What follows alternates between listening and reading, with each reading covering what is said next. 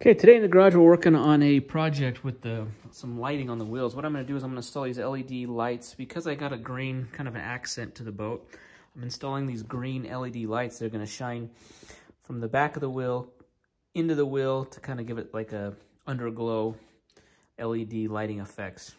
It's kind of a silly project, but we're on coronavirus lockdown and need a project because we're bored. These are the lights I'm using. There's actually a hole. I'll show you when I get onto the boat. There's a hole by the wheels that I can just thread this into and secure it on there, and it'll shine right through the boat. It's a waterproof. It's, you know, so it can go underwater when I put the boat in the water. They don't draw a lot of power, but they're decently bright. It's a green LED light. Found these on eBay for like $5, so it's a cheap project. All right, I got one hooked up to the battery here just to kind of give a test of the light and the output. So it's a green, you can see green LED light. So I'm gonna get these wired up. I'm gonna show you how I wire them, how I mount them, and how we're gonna keep the electrical connections waterproof. So stay tuned.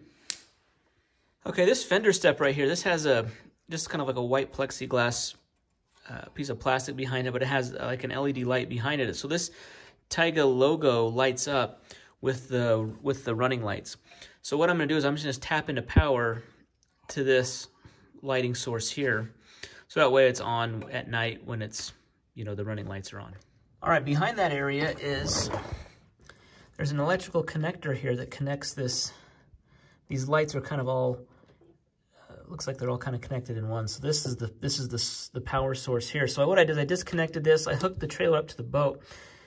The trailer to the truck, so I get power to this, and I just put my test meter on this, and this brown wire is the positive, and then this white stripe is the negative. So what I'm going to do is I'm going to tap into that. I'm going to use a T-splice to tap into that, and then I thought about how I'm going to keep it waterproof, and what I'm going to do is I'm going to use hot glue to glue around the connector and where the water could penetrate the connector.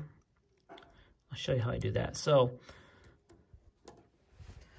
all right, here we're behind this is behind one of the wheels. If you can see right here, here's our brake rotor. We've got our brake disc, and then there's a hole right here, and there's one on each of the four wheels. So basically, it's like behind, kind of behind this arm, and it's right behind the brake caliper, so it's not going to interfere with anything. So the brake line goes over to here. There's a hole cut out. So what I have is the light screwed in. So the light's facing out this way. The electrical's out the back. So what I'm going to do is run the wire up to the frame rail, and then I'm going to have the electrical connection that I'm going to make just in front of this run all the way down the frame rail to both wheels. All right, so the electrical connections here are just these little T connectors. They just snap in. So what you do is you just crimp them down with some pliers, and then I've tested them.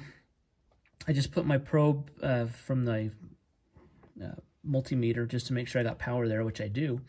So these aren't waterproof connectors. You can kind of see that there. You can see a little bit of the metal there. So what I'm going to do is I'm going to put hot glue around this whole connector so that water doesn't get in there and, you know, short it out or rust out the metal in there.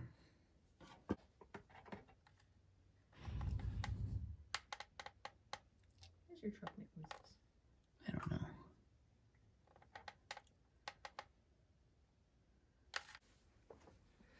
All right, I was pretty generous with the glue around the fittings here, so that way, hopefully it stays waterproof. That's my hope with this. Okay, now I'm gonna run the wires. So I just need to create a lead. I'm gonna run a lead all the way down.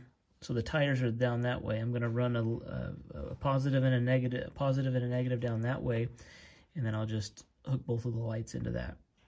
All right, this is the rear wheel. So we have our front tire and then rear tire, and I just wanted to show kind of where this is running through. So see this hole right here? We're just running the light through there. I'll cinch it down. On this back one, I actually extended the wire to it. So what I'm gonna do is I'm gonna run this down the frame rail down to the next tire, so that way I'll be able to make one connection for all the wires and not have multiple connections, just to reduce, you know, the connections I have to make, and so I can keep it as waterproof as possible. Okay, I'm using a lock washer and the nut it came with to secure it on there.